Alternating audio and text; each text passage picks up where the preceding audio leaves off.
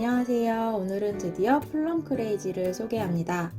제가 구독자 100명이 넘을 당시에 예고편 영상을 만들면서 언젠가 제가 플럼 크레이지 키우기 정보도 나누겠습니다 라고 했는데요. 또 그 사이에 구독자가 170명이 넘게 되었어요. 정말 구독해주신 분들께 다시 한번 진심으로 감사 인사드립니다.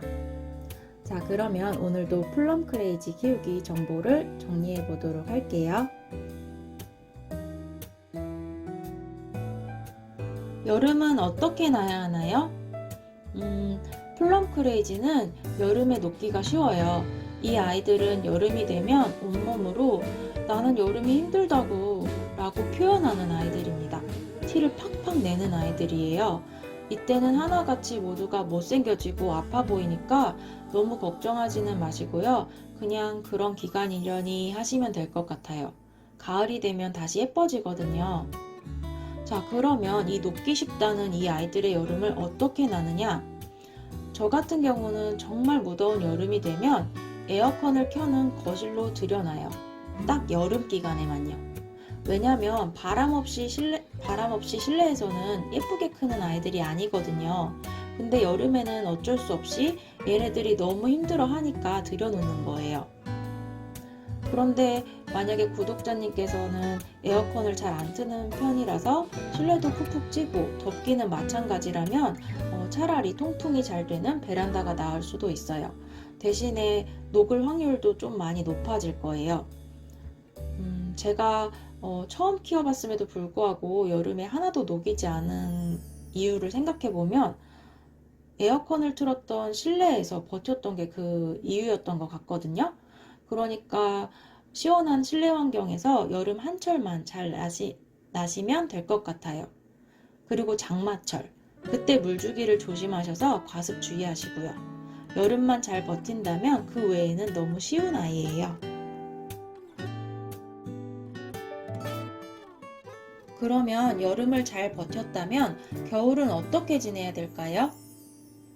이 아이들은 베란다 월동이 가능해요. 추울까봐 더 잘 지내라고 따뜻한 실내에 두는 것보다는 베란다에서 지내면 오히려 줄기도 짱짱하고 더 건강하게 자라요. 그리고 카더라 통신에 의하면 이런 시간을 또 보내야 이 아이들이 봄이 되었을 때 꽃을 더 잘 피운다고 해요. 저는 겨울이 되면 월동이 가능한 아이는 무조건 다 베란다에 두기 때문에 이렇게 해야 꽃이 더 잘 핀다더라 이 부분은 카더라 통신을 빌려왔는데요. 근데 제 생각에도 사람이든 식물이든 더 예쁘게 성장하려면 적당한 고난은 필요한 것 같아요. 그렇다고 고난이 너무 과하면 죽음으로 이어질 수도 있으니까 꼭 베란다의 온도계 구비해 두시고요. 베란다 온도가 5도 이하로 내려가는 강추위에는 잠시 들여놓는 게 안전해요. 집집마다 베란다 온도가 다 다르니까 꼭 겨울에는 온도계를 확인하세요.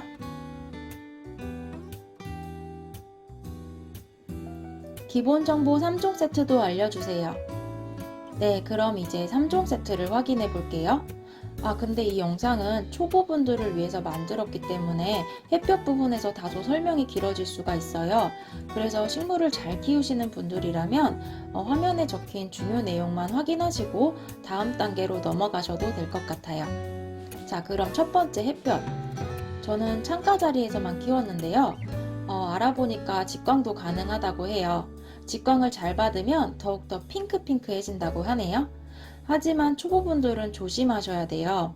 식물에게 좋다고 해서 직광을 주면은 더 핑크핑크해진다고 해서 갑자기 직광을 쏘이면 식물이 놀랄 수가 있어요. 심하면 죽기도 하니까 적응 기간을 꼭 두셔야 돼요. 적응 기간이 뭔가요? 예를 들어서 적응 기간이 없다라는 이 말은 극단적으로 말하자면 햇빛이 없는 방에서 키우던 식물을 곧바로 직광에 내놓는 거예요.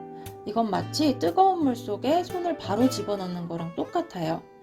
근데 애초부터 찬물에 손을 넣고 있다가 천천히 시간을 두고 물을 가열한다고 생각해 보세요. 그렇게 천천히 온도를 올리면서 버틸 수 있는 정도를 확인하는 거예요. 손을 넣고 있다가 더 이상은 안 되겠다 싶으면 손을 딱 뺄 수가 있잖아요. 햇볕 적응 기간도 비슷한 거예요. 어두운 곳에서 있던 아이를 차차 단계를 가지고 좀 더 밝은 곳으로 이동했다가 직광도 가능한 아이라면 잠시 거리대에 내놓는 거예요. 이때도 갑자기 하루 종일 내놓으면 안 되고 10분, 또 다음날은 15분 이렇게 두고 다시 들여놓고 차차 시간을 늘려가는 거죠. 단 주의할 거는 직광이 가능한 아이인가부터 조사하고 시도를 해야지 아무 식물이나 이렇게 하면 안 돼요. 아무리 적응 기간을 거쳤다고 하더라도 기본적으로 직광에서 못 버티는 식물은 햇볕에 타 죽게 되니까 꼭 직광 가능 여부를 확인하고 하셔야 해요. 두 번째, 통풍. 이 아이는 바람을 엄청 좋아해요. 자연 바람을 맞으면서 커야 싱그럽고 예쁘게 자라는 아이니까 창문을 항상 열어둘 수 있으면서 햇볕도 잘 드는 창가 자리가 이 아이에게는 제일 좋은 자리예요. 세 번째, 물주기. 제가 말하는 물주기는 항상 같아요. 물을 좋아하던 싫어하던 흙이 마르고 나서 듬뿍 줘야 돼요. 물을 좋아하면 흙이 금방 마를 것이고 물을 별로 안 좋아하면 흙이 천천히 마를 거예요. 결국에는 기본적으로 흙이 다 마르고 줘야 돼요. 그게 과습을 막는 방법이에요. 잘 마른 후에는 모든 뿌리가 물을 잘 마실 수 있도록 물을 듬뿍 주는 거 잊지 마시고요. 이 물주기 기간은 계절이나 주어진 환경에 따라 계속 변하기 때문에 제가 날짜로 말씀드릴 수는 없어요. 흙마름을 가늠하기가 너무 어려우신 분들은 나무젓가락을 꼽아서 그 나무젓가락을 잘 보세요. 그러면은 흙이 안 말랐다면 나무젓가락에 물기가 묻어서 나올 거예요. 벌레가 잘 생기는 편인가요? 아니요, 벌레는 잘 안 생겨요. 안심하고 키우셔도 돼요. 여름 나기가 힘든 거 말고는 정말 순딩순딩한 아이들이에요. 성장 속도는 어떻게 되나요? 실리코오사나 쿠퍼글로우에 비해서 플럼 크레이지는 성장 속도가 매우 느려요. 그러니까 내 것만 이렇게 안 크나? 그런 걱정은 안 하셔도 되세요. 저는 식물이 많았을 때는 오히려 이 잘 안 큰다는 점이 너무 고맙더라고요. 너무 잘 크면 자리를 많이 차지하잖아요. 그래서 요 작고 오종종한 그 모습이 너무 마음에 들었어요. 그럼 이상 플럼 크레이지 키우기 정보를 마무리하겠습니다. 식물인데도 녹색이 하나도 없고 핑크핑크한 이 녀석은 정말 매력 덩어리인 것 같아요. 벌레도 잘 안 생기니까 꼭 한번 키워보세요. 그럼 다음에 뵙겠습니다.